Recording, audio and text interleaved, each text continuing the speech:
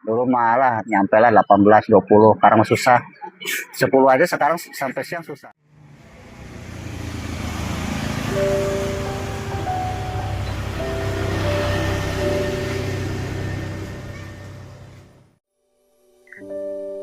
Di balik ramainya jalanan dan notifikasi order yang terus berbunyi, ada ribuan cerita perjuangan yang jarang terdengar.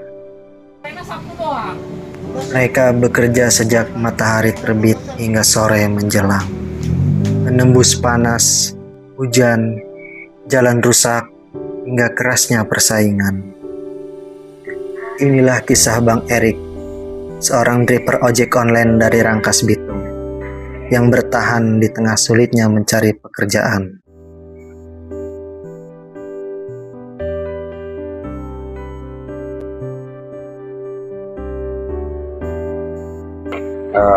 Nama saya Erik, tinggal saya di Warung Gunung udah semenjak 2023.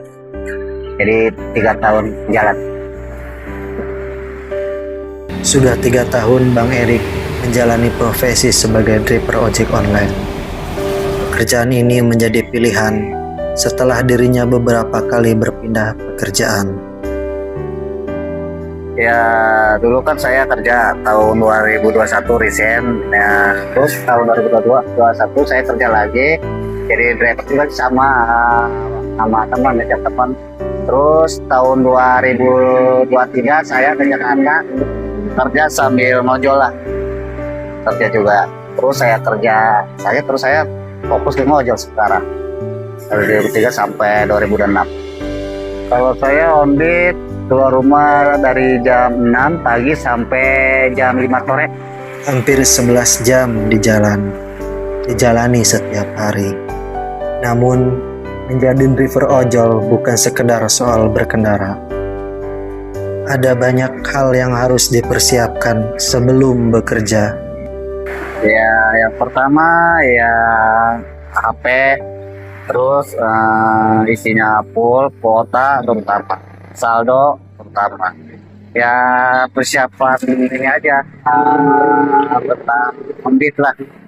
Yang penting kuota lah sama saldo. Iya. Bagi driver ojol, ponsel dan motor bukan hanya alat kerja. Keduanya adalah sumber penghasilan sehari-hari.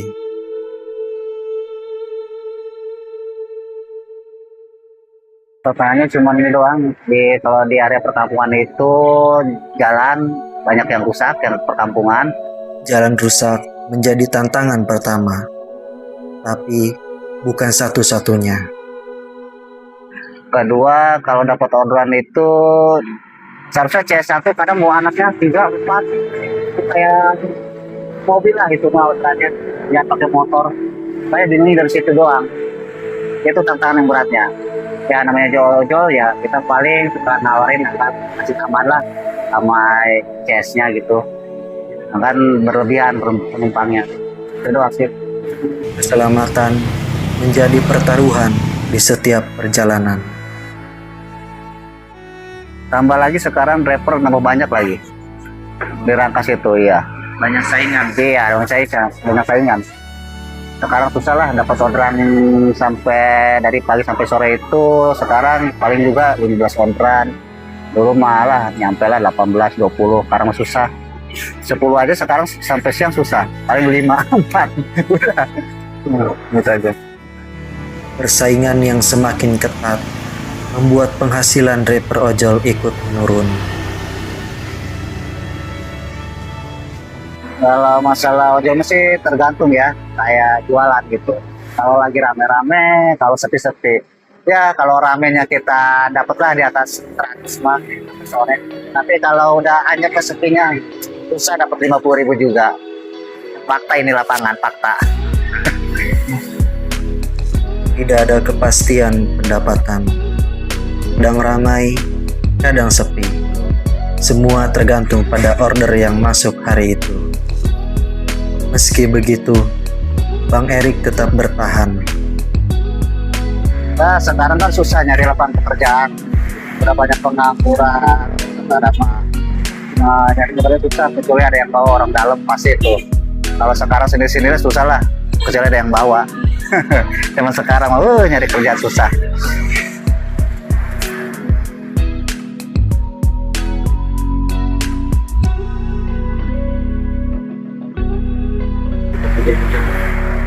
Kalau berkesan sih ada ya, kita sih jarang-jarang sih kalau dapet CS, apalagi CS yang baik, ramah, apalagi suka ngasih tip lebih.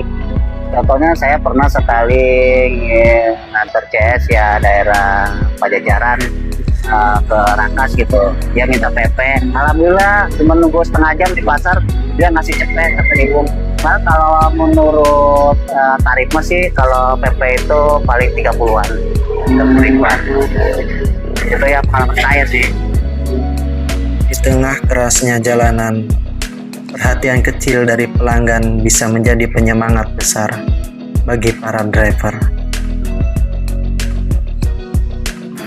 Kalau bisa sih dalam perojolan ya, terutama di hidup di jalan ya, kalau bisa sih kayak hari Lebaran THR itu kayak di Rangkas kejadian kan cuman berapa orang ya, perkiraan ada 100-an lah ya, nggak ke sebagian. Saya juga terutama saya termasuk nggak dapat BHR. Diutamakan lah ojol dapat apa, insentif apa kek, apalagi tiap setahun sekali dapat BHR, semuanya rata, jangan pilih-pilih lah. Apalagi saya udah lama, ini yang baru-baru anehnya dapat, yang udah lama nggak bakal punya bingung ini apa, di sharing apa ada gimana itu, apa dibagi-bagi, bingung makanya. Yang lama mah ada yang nggak dapat, yang baru dapat, bingung gitu. Gitu doang sih. Ada harapan sederhana yang diinginkan Bang Erik, bukan kemewahan, hanya keadilan dan perhatian untuk para driver yang setiap hari bekerja di jalanan. Jujur ya, kalau jadi ojol itu harus kuat lah, apalagi daerah Rangkas ya, harus kuat berjam-jam cari orderan, harus harus sabar intinya. Menjadi driver ojol bukan hanya soal mencari penumpang, tapi juga tentang bertahan, bersabar, dan terus berjalan di tengah keadaan yang tidak selalu mudah. Di balik setiap helm dan jaket hijau yang kita lihat di jalan, ada cerita perjuangan yang nyata. Tentang harapan, keluarga, dan usaha untuk tetap bertahan hidup. Bang Erik hanyalah satu dari ribuan driver ojol di Indonesia yang terus melaju meski jalan di depan selalu mudah.